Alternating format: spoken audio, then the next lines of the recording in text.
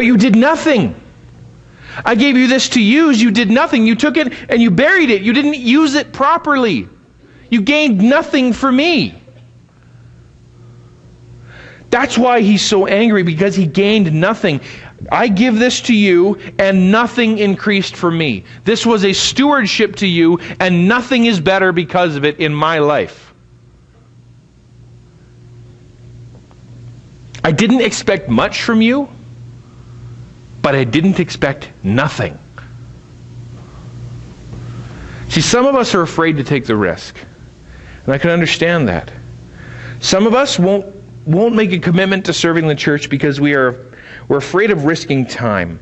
We are afraid that there's a possibility we will run out of time for the things that we want to do. So we never volunteer in the church, and we never take the volunteering to go do anything. We never help anybody. We try to, if we have an abundance of time, maybe on vacation we can do something, but most of the time we're just simply afraid of losing time. Some people are afraid they'll be criticized.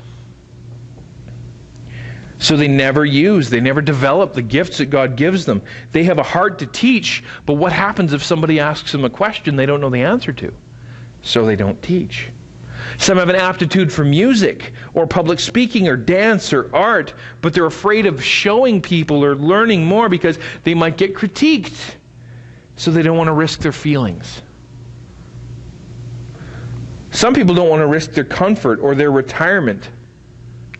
So they never ever invest their wealth in the kingdom of God. They feel they'll get better returns with their RRSP, their mutual fund, their real estate, than if they give the money to the church. You're guaranteed to get some interest over here, but I don't know what's going to happen if I give it to the church. So they never take the risk because they're afraid. Giving the finances to the church is too risky. Some people are afraid to share their testimony. They're afraid to share their life story because some people are going to be shocked. They'll see them in a different light. They're afraid of risking their social status. I can't tell them the true story of what God's been doing in my life and heart.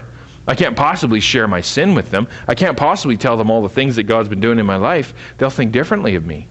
Everybody knows Christians come to church, they smile and they always say fine when someone says, "How you doing?" Because we're just supposed to be happy people that are blessed all the time. I have the joy of the Lord. So we're afraid of risking our status.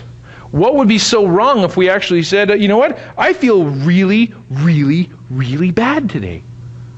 I'm so grumpy, I'm going to punch you in the mouth if you don't shut up. That's okay to say, by the way, because we need to hear that sometimes.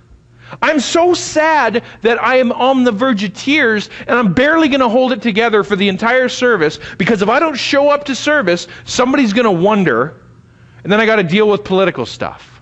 So I'm going to sit here quietly trying not to cry and tell nobody, because I'm afraid to risk my testimony. Not that that would ever happen here. My question to you is, are you not using something is doing in your life, whether it's time, treasure, talent, testimony, because you're afraid of the risk involved? That's a matter of trusting God and seeing yourself as a steward of that and not an owner. If it's not yours, then use it. If it's given to you by God, then use it. If that pain is given to you by God, use it for His glory. If that money is given to you by God, use it for His glory. If that talent is given to you by God, use it for His glory. If you've been given time and you don't know how much, use it for His glory.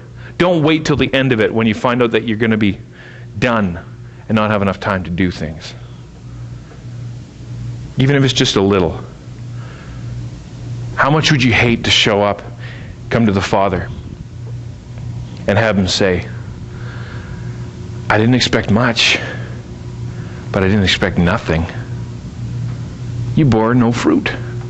You wasted your years.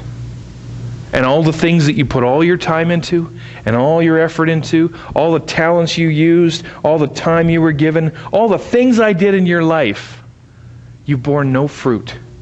You made piles that I'm going to burn up. Watch.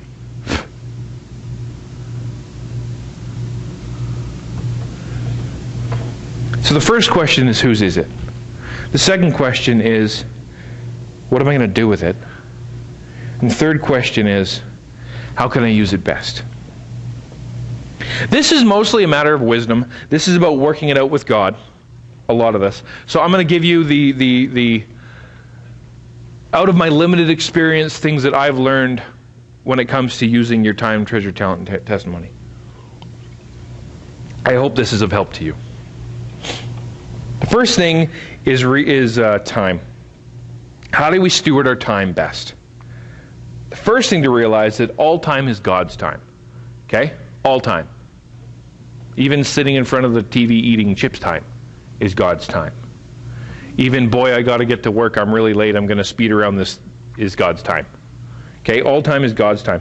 Solomon says in Ecclesiastes 3:11 that God has made everything beautiful in its time. He has also set eternity in the hearts of men, yet they cannot fathom what God has done from beginning to end. Humanity has a concept of time. You understand this. If you need time. You need to grasp time. But we also have this urgency to life. God has set eternity in the hearts of men, but we really don't get it. So we have this urgency to our life. Even atheists inherently know that their life is not lived in a vacuum and their experience is not all there is. So everyone is trying to live as though what they do matters in some respect. Even if you have no concept of God, you still want to live as though what you do matters, because God has set eternity in the hearts of men. But if all time is God's time, and He knows what's going on, and He's got a plan, and He'll see it through, and He sees the beginning, and He knows the end, and you're a little part of it, what do we think? The only thing I can think of there is that we need to understand that we need to work within His plan. We need to work on doing things of eternal value rather than temporal value. Concentrate on doing things that are actually going to last in the world and beyond. Not just things that are piling up that'll be burned up anyway. Because all time is God's time and all plans are His plan. Second, hopefully this is helpful.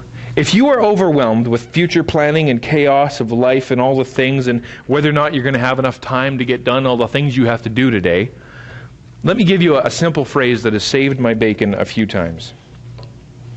Just do the next right thing. Jesus says in Matthew 6:34, "Do not worry about tomorrow, for tomorrow will worry about itself. Each day has enough trouble of its own." Right? Heard Jesus say that.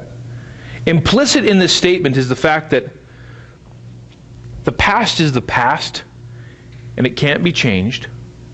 Only God knows the future, and He'll take care of that. So what are we responsible for? The present. So when life comes rushing at you and you get that sort of tidal wave of stuff, just focus on the next right thing. Don't miss the current blessings that God has for you because you're so busy dwelling on the past or you're so busy fantasizing about the future. Just do the next right thing. Third, and this has been a huge help to me, track your time. I know this is so hard. I know a lot of people struggle with this, but this is the difference between an effective life and a life that it just spins out of control. This is a huge difference. The Bible talks so often about the right time or the appointed time, and you punch that into a concordance and it's everywhere. Ecclesiastes 3 says, "There's a time for everything and a season for every activity under heaven." God keeps track of time and He does things at the right time, right? So I ask you to keep track of what you're doing. How many here have a day timer or some sort of calendar that they use? That's less than half of us, okay?